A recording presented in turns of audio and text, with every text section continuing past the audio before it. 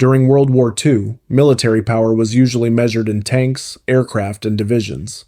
But by 1944, on the Western Front, it became clear that the United States was winning the war in another way, not only by firepower, but by what happened after the fighting stopped. The U.S. Army fought as if every soldier mattered, and that alone set it apart from most armies of the time. In World War I, being wounded often meant the end. Even if a soldier survived the battlefield, death frequently followed, from infection, blood loss, or delayed treatment. Hours, sometimes days, passed between injury and proper medical care. During the Second World War, the United States decided to change that logic entirely.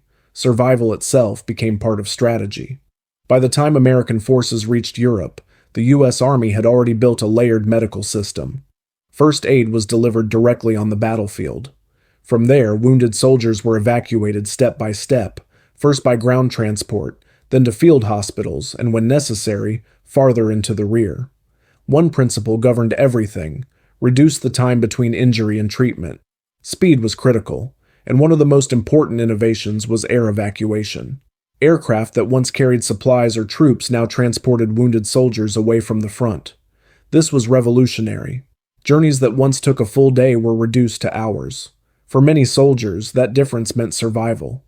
At the same time, American military medicine underwent a transformation. Blood plasma became widely available. It could be stored, transported, and administered close to the front. Severe blood loss no longer meant certain death. Medics could stabilize soldiers before they ever reached an operating table. Even more important was the widespread use of antibiotics, especially penicillin. For the first time in modern warfare, infection stopped being the main killer of wounded soldiers. Injuries that would have been fatal in World War I were now treatable. American hospitals followed strict medical protocols, and personnel were systematically trained. German soldiers and officers gradually began to notice a disturbing pattern. American units that suffered losses returned to combat faster than expected. Men assumed to be permanently removed from the fight were appearing again at the front. This challenged the traditional belief that casualties automatically weakened an army. Statistics confirmed it. The mortality rate among wounded American soldiers was 2 to 3 times lower than during World War I. This did not just mean lives saved, it meant preserved experience, unit cohesion, and confidence. And as the campaign in Europe continued, it became increasingly clear that American medicine was not a rear service, it was a source of combat power. That advantage became most visible when the entire evacuation chain was working as designed. It was structured with the same precision as logistics or artillery coordination. On the front line, soldiers received immediate care from unit medics. Their task was not complex treatment, but something far more important: stopping bleeding and buying time. Next came aid stations positioned as close to the fighting as possible. Here the wounded were sorted quickly. Severe cases were sent onward without delay. In the American system, there was no concept of waiting until tomorrow. Time was treated as the enemy. From there, soldiers moved to field hospitals capable of relocating with advancing forces. These facilities were equipped for surgery and staffed by trained medical teams. Procedures were performed rapidly and according to standardized methods. If advanced care was required, evacuation continued, and once again, aircraft played a decisive role. Air evacuation transformed medical response. These were not modern medical aircraft in the contemporary sense, but modified transport planes. Still, the impact was enormous. Distance no longer determined survival. A wounded soldier could reach a fully equipped hospital on the same day he was injured. The German system functioned differently. The Wehrmacht had skilled doctors and medical units, but its structure was less flexible. Evacuation depended heavily on road conditions, fuel availability, and the overall tactical situation. By 1944, Germany faced severe shortages of vehicles, fuel, and aircraft. Even when qualified doctors were available, wounded soldiers often could not reach them in time. Medical supplies were another issue. Antibiotics were limited. Penicillin, which the Americans used on a large scale, remained scarce in Germany. As a result, infection once again became a major threat, a return to an earlier, deadlier form of warfare. The contrast was felt psychologically as well. American soldiers knew that if they were wounded, they would not be abandoned. This did not eliminate fear, but it changed how men faced combat. They understood their lives had value within the system they served. For German soldiers, the opposite became increasingly true as the war dragged on. Confidence in timely medical care weakened. Injury began to feel less like a chance of survival and more like a sentence.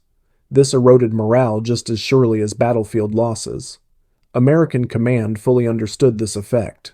Medical services were not treated as humanitarian support, but as a factor of combat endurance. The more soldiers survived and returned, the longer units could sustain operations. And as pressure on the Western Front increased, that difference began to shape the entire tempo of the war.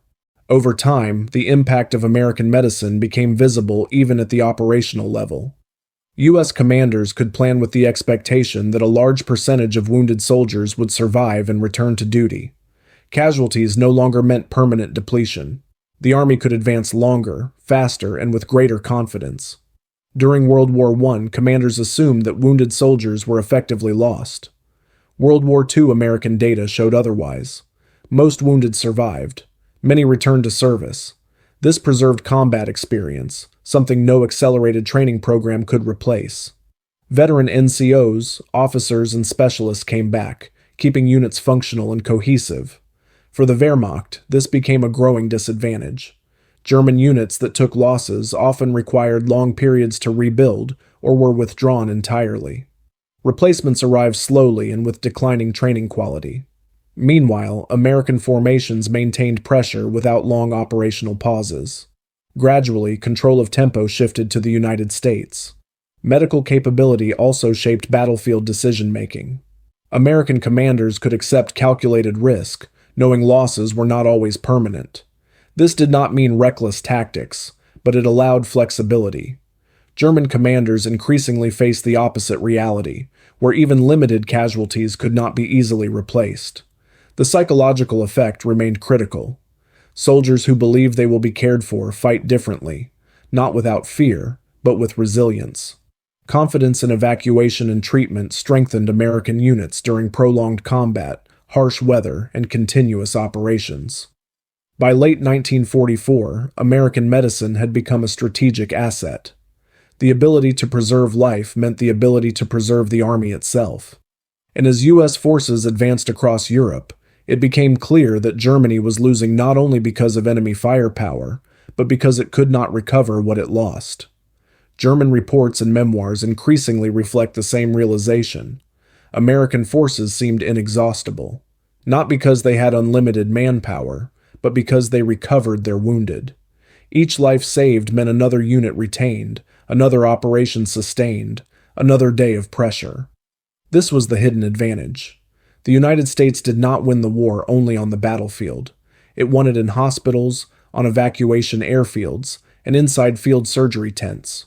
Where war ended for others with a wound, the American system often allowed it to continue. And as 1945 approached, it became impossible to separate battlefield success from what happened after the fighting stopped, because the ability to save lives increasingly determined which army could keep moving forward and which one would eventually be forced to stop.